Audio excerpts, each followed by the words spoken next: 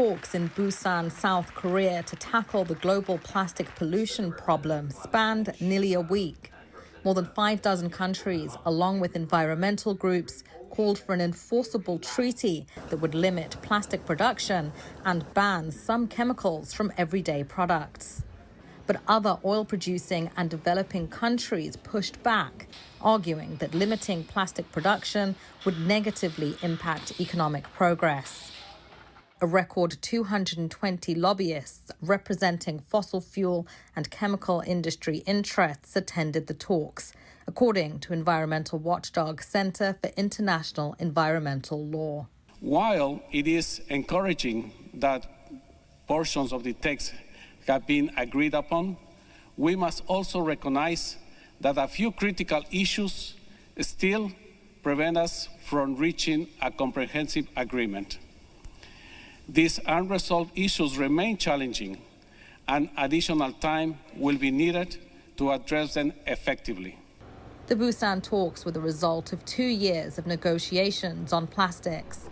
In 2022, the UN Environment Assembly pledged to create a binding treaty by 2024.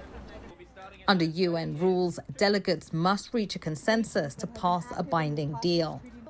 Negotiators said they hope to resume talks next year. We are unfortunately seeing a consensus culture stopping us from getting a meaningful treaty.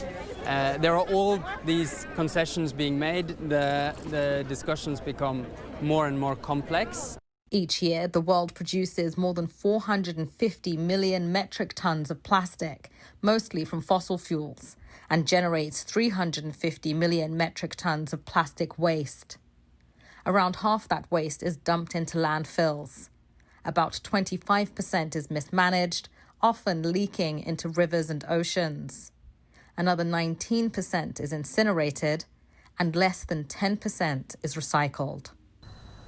Unlike other materials, plastic does not biodegrade. It can take up to 1,000 years to break down. Plastic pollution chokes marine wildlife, damages soil, and poisons groundwater.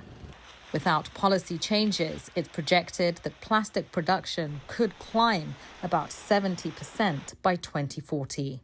Poppy and Puting, CGTN, Washington.